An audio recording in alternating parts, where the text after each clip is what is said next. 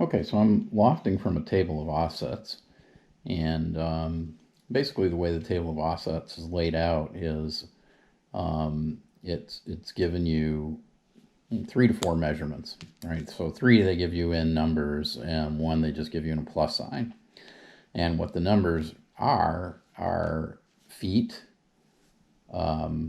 inches, eighths of inches, and then the plus is a 16th of an inch. And they give you these measurements at 2-inch increments, or at least in these plans, they give them to you in 2-inch increments. And so what I've done is I've laid out a piece of poster board that actually has a graph on it. You can see that these are 1/2-inch squares, and I've just drawn in 2-inch squares, or at the 2-inch mark.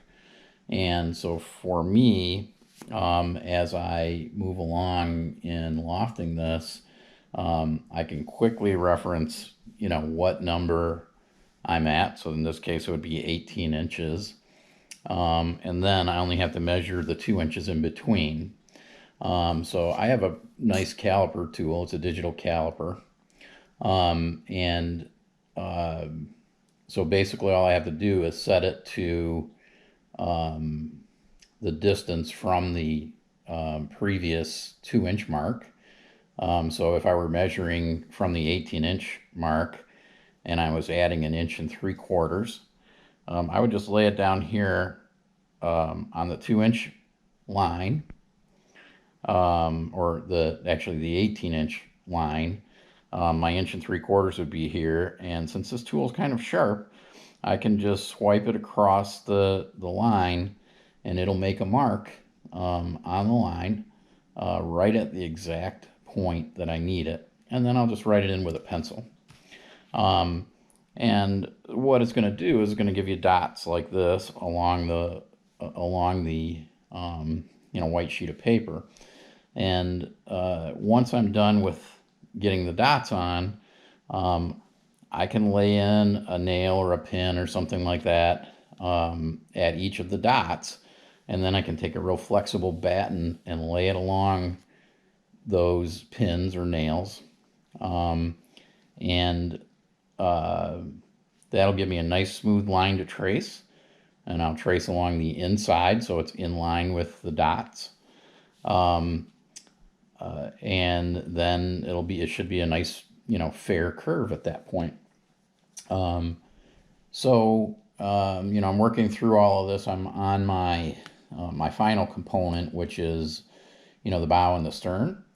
And these are a little bit different. So, I'm working through right now, laying out that curve that you'll see, at the bow and the stern that, kind of actually curves back on itself up near the top. So, should be pretty interesting once I get to that point. Anyhow, so that's kind of how you loft from a table of offsets. And the other thing is that in your table of offsets, it includes the dimension of the planking for the outside of the boat. So it's the planking's 1/4 inch thick. So once I've drawn in my line, I'm going to actually have to take a compass set to 1/4 inch, and I'm going to follow that line with my compass so that I have a line inside my fared line that I got off of these points, and that's the line I'm going to cut my pattern to. So that I'm not too wide on any of my dimensions, because of course the molds are not going to include the width of the planking. The planking goes on top of them. So anyhow, so that's where I'm at this point, and I'm getting close to having the molds ready to go. Once I've got the paper molds laid out, it should just be a matter of laying it on top of my plywood on the center line, I'll draw the line, from the outside of the pattern. Then I'll just flip the pattern over and do the other side, and that'll give me a full, full thickness or full width of my boat, and then I can just cut them out on my. I'm thinking the most part I'm going to be able to cut them out on my bandsaw. I only have about a 12-inch cutting depth on my bandsaw, so there may be some portions of it I got to do with a saber saw, but we'll see that when we get there. Okay, so a couple more points, or at least one more point that I don't think I explained clearly about lofting is lofting gives you two sets of dimensions. They give you dimensions that are waterline dimensions, so that would be your lines at 2-inch increments, starting at 0, 2, 4, 6, 8, etc. Okay, so those are lateral lines. They're horizontal lines that move upwards as you go. So water line of 2 inches, water line of 4 inches, water line of 6 inches. And then it's also going to give you a table of half breadths, so half the width of your pattern. And of course, that's why I mentioned that once I've drawn my line on my form, I have to flip it over to get the other half, right? Because it's just going to give me half of the mold. Now, the table of heights is going to be based on water lines and butting up against a center line. Okay, so basically you're going to start at your center line, and at the 2-inch mark, you're going to take your height and, say it's 2 feet, 24 inches. You're going to move up 24 inches, put your mark on your 2-inch line, and then you're going to move 2 inches more over, and you're going to take and you're going to, say your height is 23 inches. You'll go up that 4-inch line up to 23 inches, put your mark. Okay, and then on your table of half breadths, it flips. And so you're going to start at the center line, and you're going to move up the water line. So at 2 inches of water line, you're going to move out, and you're going to put your mark at, if your measurement was at 23 inches, you're going to move up forward 23 inches, put your mark on the 2-inch line at 23 inches. And then at the 4-inch water line, you're going to take the next measurement. Let's say that was 22. You'd move down, forward to 22 inches. You'd mark that on your 2-inch line of 22 inches. And of course, like I said, it's, feet, inches, eighths, and a 16th possibly. And so, you're going to end up in space on one part of the grid that you've laid out, and you're going to end up on a line, whether that be a vertical line or a horizontal water line, a butt line or a water line, depending on which part of the table of offsets you're using. So hopefully that kind of clears up how you triangulate, your points, or your coordinates, basically, your X and Y coordinates on your graph. Okay, so I'm getting ready to make the forms now. The lofting process is done. It turned out pretty well, I think. So basically, what I'm doing here now is laying the lofted pattern onto what's going to be my forms or molds. So for that purpose, I've added a couple extra inches so that when it's on my bench, it's gonna be up a little bit higher. Since this bench is right on 16 feet and this boat is supposed to be about 16 feet 1 inch, I think. There's probably not enough overhang on the edges, to really easily, comfortably shape the stems. So I've just raised it up a little bit, so I've got a little bit of room underneath it to be able to shape the stems a little bit. Anyhow, so we're looking at station number 5 here. I actually have 2 pieces of plywood here because I'm going to cut. I have 2 station number 5s, both on the bow and the aft section, because it's a symmetrical boat. So I'm going to cut them at the same time. So I've just lined them up. I've created a center line on here, and you can see I've drawn the center line on both pieces. So that I can line them up. I'll put a piece of double-sided, several pieces of double-sided tape in between them to hold them together while I cut them. And then I'll smooth them all out and shape them all up. And once I'm finished with that, then I'll take them apart, and I'll have 2 pieces that should be identical. That's the theory. So what I've done here is I've laid my pattern on. I've laid it aligned with the center line, and also a baseline that I've drawn on here so that I know it's square. And, when I flip the piece over, you can see those 2 lines still line up.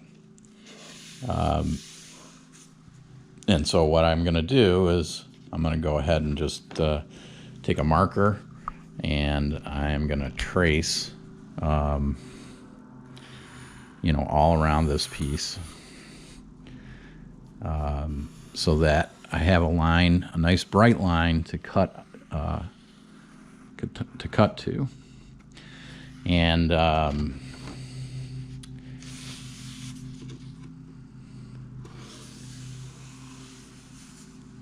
will probably completely cut the line off when all is said and done, because of course it's on the outside of my pattern, and that'll give me something to basically sand down to get a nice smooth edge. And there might be some places where I see it's a little bit not fair, I guess, nice smooth crisp line. In those cases, I might, be a little above the line when I'm finished. But for the most part, I'm going to cut right down to the inside of that line, or sand down to the inside of that line, so that I have the exact width and lofted measurements, across the boat. So. Okay, so the last thing for me to do is I'm just going to extend those lines down, all the way to the baseline. And since I need 2 hands to do that, I'm going to turn off the camera. Okay, so when I initially was going to lay out my patterns, we're supposed to take the table of offsets, and remove the width or the depth of the planks from it. Okay, so initially what I did was I did all the mathematics involved with basically creating a new table of offsets that were 1/4 of an inch smaller than what was there. Well, that was wrong. And when I went to lay out the patterns on my plywood, it wasn't working. The dots were in the wrong spots and everything, and I thought, well, you know what, I'm going to go back to the drawing board. And so I did. I went with this template paper, or really it's a poster board, and this poster board has this nice little 1/2 inch grid on it. I took and penciled in the 2-inch grid, which is what you would loft from on a table of offsets, or at least this table of offsets. They're set at 2-inch increments, and then I just plotted them out as they were in the original table of offsets. I cut out my forms, or my templates, and then I took a compass along this edge. I set it to 1/4 of an inch wide, and I ran that compass along the edge, and then I cut off that edge. And, you know, it seems to have worked, because, I mean, you can now see, you know, here's a nice looking form for station number 5. You know, and it's all pretty uniform and fair. So I think we've done this properly. Okay, so this is station number 7. It's the final station in the boat. It's a unique one in the sense that while I'm going to make it as one piece right now, what's actually going to happen is station number 7 falls within the section of the bow and the stern where there's going to be a mold, you know, a stem mold, basically, you know, in the bow and the stern, and that's going to go, I guess, I'm not sure what you would call it. You'd go parallel with the bench, I guess, on both the bow and the stern sides. And because of that, it'll be in the way of the last 1 foot of the mold. So this one is actually going to have to get cut in half, and then have half the width of the bow and stem mold removed from it. So probably about 1/4 of an inch will get removed from it down the center, and then it'll get fastened to both sides of the bow and the stem mold. So actually, instead of 2 pieces, this is going to end up being 4. Well, really, it's going to end up being 8, but but 4 of those pieces will be small little strips that are going to get discarded. Anyhow, so this one is a unique station mold, and probably I would imagine that's going to be the case in any canoe plan that you get, simply because your stations are at 12-inch increments, or, you know, unless you adjust the length of your boat, then you might make them slightly larger or slightly more or shorter than the 12-inch increments. But most boat plans, canoe plans, are going to be laid out as on 12-inch stations. So since your bow and stem mold are going to be longer than 12 inches, you're probably going to have your final station, you know, having to be separated into multiple parts. Okay, so I'm got an example of a couple of different types of plywoods that I'm using to make this mold with. And I thought I would, you know, talk to you about the different types that there are that, you know, you can use for this type of thing. So what I have here in front of me, this I'm going to use in the bow and the stern, and I also had another section that I made out of it. I actually bought 3 sheets of just standard, I think a CDX plywood, and I bought 1 sheet of what's called MDO plywood. And if I had my druthers, I would use MDO plywood for just about everything. It's MDO is pretty expensive, though. I think this was about $50 for a section of 1/2 inch, 4 foot by 8 foot sheet of MDO plywood, and the CDX plywood was about, I think, $25 or so, so around half the cost. And you can see it's kind of smooth on one side, you know, the other side is pretty messy. And you'll see there's quite a bit of, you know, movement and warping, and there's this, you know, little chips like this that are glued on, and just, you know, I hopefully it'll suffice for the molds. But boy, the MDO is just just a night and day, different experience. First of all, MDO has a kind of like a piece of craft paper,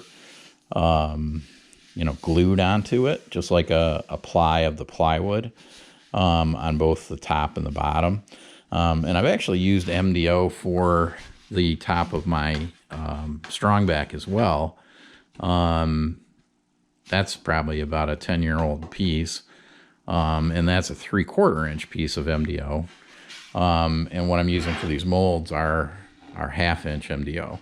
But as you can see, I mean, there's no blemishes. It's a nice, smooth, clean surface to use. It's perfectly flat. So I'm not going to have to worry about warping, and that's kind of why I was using it for the bow and stern section specifically. Was, since that's going to run parallel with the bench and horizontal to the other molds, or perpendicular, I guess, to the other molds. I want it to be very straight, front to back, and vertically, because I'm not going to be able to straighten it out or anything like that. So, anyhow, so that's the difference. MDO is just really nice. It's kind of expensive, though. Okay, so here's my pile of molds.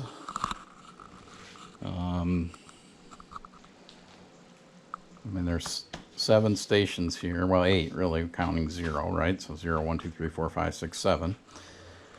And all of them are double except for station 0. So there's 15 stations along the length of this boat. And then there's this bow and stern section. So really the only thing I have to do at this point is I will lay out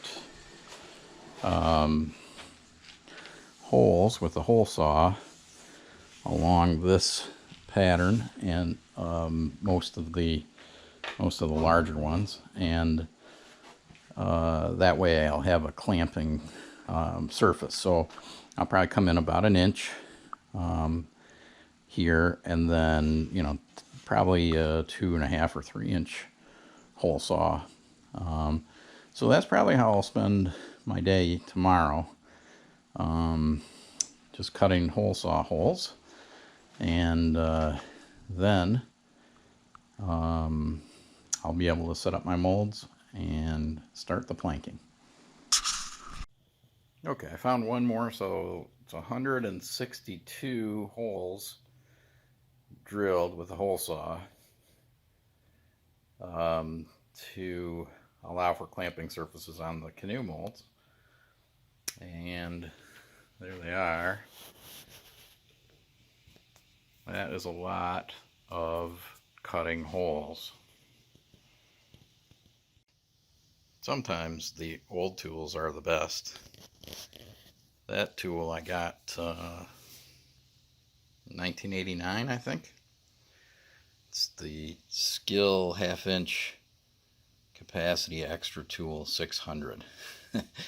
I just cut 162 2.5 inch holes with that thing. Actually, I cut about 150 because the other 12 I did with my battery operated cordless drill, and just didn't have enough power to do very many. So go to the old plug-in drill, and man, that thing fired up and shot a lot of holes. Anyhow, just nice to have some old tools around. Okay, so we got the molds finished and set up. At least they're mostly finished. You can see they're set up at 1 foot. I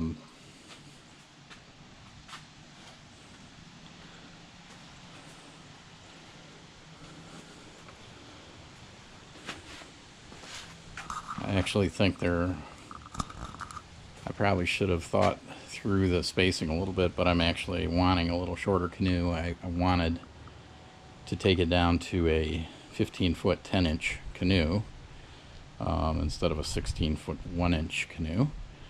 And I actually think I'm really, really close to what I'm trying to do, but I think I took a little bit out, about a 1/2 an inch out in the center, because I didn't account for the thickness of the plywood of the zero form. So we'll see, I guess, when all is said and done, but it's going to be really close, I think, to a 16-foot canoe, maybe a little bit shorter than that. Anyhow, I haven't put in the number 7s yet. I am not so sure that I'm not going to have to remake them, because they go in like that, and I actually think they should be a little bit taller, and I think they should also be a little bit wider, because I did put in a batten on the other end just to see, how the board would flow, and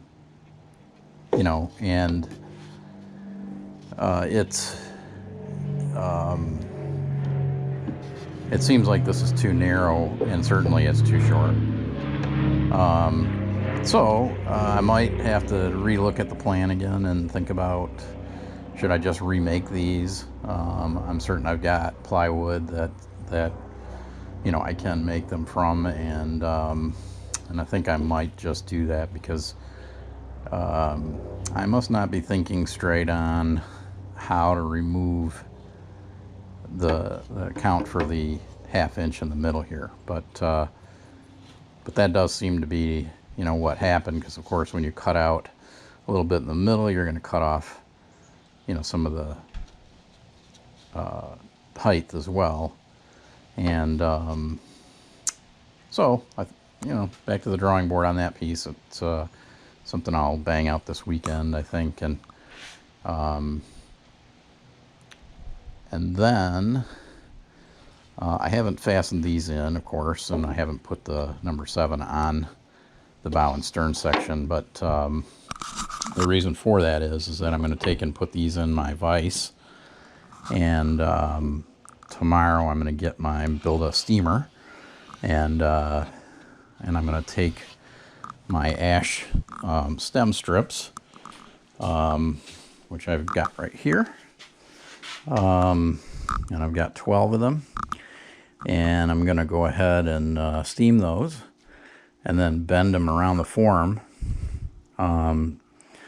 so that they can kind of rest over the weekend through Monday, I think. And once they are, kind of have a memory of their shape, I'll take them off the forms, and then I'll epoxy them together.